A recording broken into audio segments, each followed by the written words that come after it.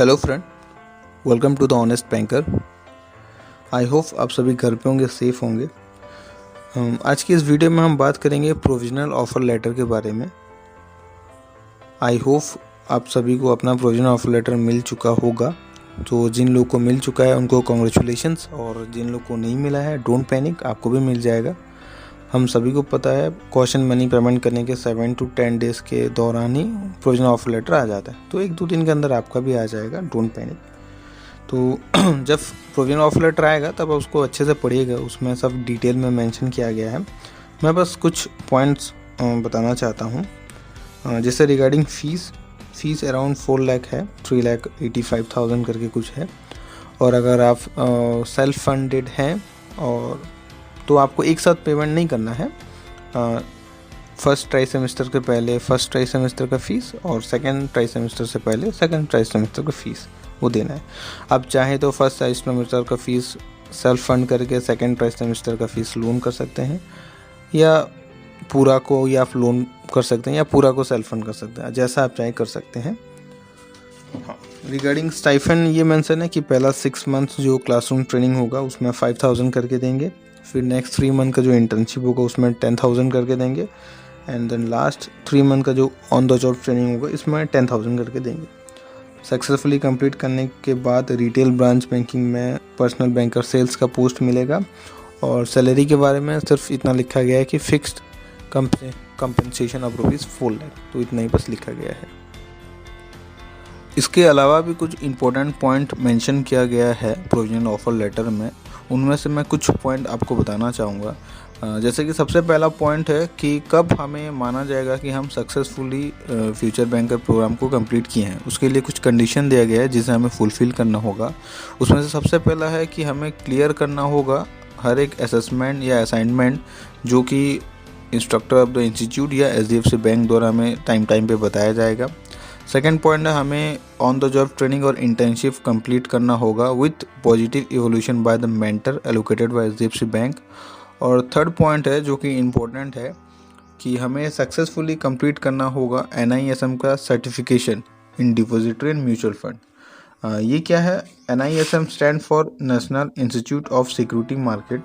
ये एक educational initiative है by SEBI, security exchange board of India, जो कि पूरा होल शेयर मार्केट को रेगुलेट करता है। तो इसमें हमें डिपॉजिटरी और म्यूचुअल फंड में सर्टिफिकेशन हासिल करना होगा। ये दोनों ऑनलाइन टेस्ट रहता है 100 मार्क्स का, और म्यूचुअल फंड में कोई नेगेटिव मार्किंग नहीं रहता है। डिपॉजिटरी में नेगेटिव मार्किंग रहता है 0.25 मार्क का हर एक रॉन्ग आंसर के लिए। और म्यूचुअल फंड का पासिंग मार्क 100 में से 50 लाना होगा और डिपॉजिटरी में 100 में से 60 लाना होगा। इसके ऊपर मैं डिटेल में एक वीडियो बनाऊंगा, और इसको आपको ज़्यादा टेंशन भी लेने का नहीं है, इजी रहता है। और इंस्टीट्यूट में हम जब जाएंगे, जब हमें पढ़ाया जाएगा, तो इस रिगार्डिंग वहाँ डिटेल में पढ़ाया जाएगा, समझाया जाएगा, और MCQ रहता है, इजीली हम ये क्रैक कर सकते हैं। और एक बात, ये एग्ज़ाम देने के लिए ऑनलाइन फ़ीस लगता है 1,500 प्लस करके, तो अराउंड 3,000 प्लस करके कुछ फ़ीस लगेगा, जो कि अगर हम सक्सेसफुली ये सर्टिफिकेशन हासिल कर लेते हैं तो बैंक हमें रिफ़ंड कर देगा। तो अभी इतना ही बस आप जाने रहिए, और ज़्यादा जानने के लिए मैं लिंक दे दूंगा डिस्क्रिप्शन में NISM का, उसमें आप जाके पढ़ सकते हैं कि डिपॉजिटरी और म्यूचुअल फंड में हमें क्या क्या पढ़ना रहता है, क्या क्या उसका सिलेबस रहता है, कैसा कैसा रहता है, सब डिटेल में है। वो मैं लिंक दे दूंगा, आप उसमें से पढ़ लीजिएगा। नेक्स्ट पॉइंट जो इम्पोर्टेंट है प्रोविजनल ऑफर लेटर का, वो है पॉइंट नंबर 5। उसमें मेंशन किया गया है कि अगर हम कोर्स को कंप्लीट नहीं कर पाते हैं या कोई पेपर हमसे क्लियर नहीं होता है विद इन 1 ईयर, जो रिक्वायर्ड टाइम है उसमें अगर हम नहीं क्लियर कर पाते हैं, और हमें अगर मान लीजिए री अटैम्प्ट देना पड़ रहा है, तो उस टाइम में जो भी आपका एक्सपेंसेस होगा, आपका रहने का, पढ़ने का जो भी है, वो स्टूडेंट को बियर करना होगा। वो स्टूडेंट को, मणिपाल को देना रहेगा। HDFC बैंक वो बियर नहीं करेगा। वो पॉइंट उसमें मेंशन किया गया है। और नेक्स्ट एक तो पॉइंट है जो आपको जाना चाहिए, जो है पॉइंट नंबर 7। उसमें मेंशन किया गया है कि अगर आप कोर्स को कंप्लीट नहीं कर पाते हैं, कोई भी रीज़न हो, अगर आप कोर्स को कंप्लीट नहीं कर पाते हैं और अगर आप लोन के प्रोसीजर में गए हैं, तो भी आपको लोन का पैसा रिफ़ंड करना होगा। अगर आप सेल्फ फंडेड हैं तो आप पहले से पैसा दे चुके हैं। अगर आप लोन के थ्रू में गए हैं तो आपको लोन का पैसा देना होगा, वो पॉइंट नंबर 7 में है। उसके अलावा और ऐसा कुछ खास नहीं है, सिर्फ लास्ट में बोला गया है कि अगर हम ऑल द जो 10 टर्म्स एंड कंडीशन है वो अगर ऑल सेटिस्फाई करते हैं तो acceptance within 2 days from the date of issue of this letter हमें वाई ईमेल हमें बताना होगा। बहुत लोग मुझे पूछ रहे थे कि हमें प्रिंट आउट लेना होगा, साइन करके स्कैन करके भेजना होगा। वैसे भी कर सकते हैं, पर उसमें वो लोग क्लियरली मेंशन किए हैं कि वाई ईमेल हम कंफर्मेशन उन्हें भेज देंगे और प्रिंट आउट लेके साइन करके रखे रहेंगे, वो एडमिशन के टाइम में वो दिखाना पड़ेगा। उसके साथ साथ ये भी मेंशन है कि 2 passport size photograph and 2 copy of each of your certificate along with original हमें कैरी करके जाना है, मेरा मानना है। और 2 क्या 10-12 फ़ोटोग्राफ और 3-4 कॉपी अपने सर्टिफिकेट का सब बना के रखिएगा, कब ज़रूरत आ जाए क्या पता। और ओरिजिनल जस्ट वेरीफाई होगा, वो रिटर्न हो जाएगा।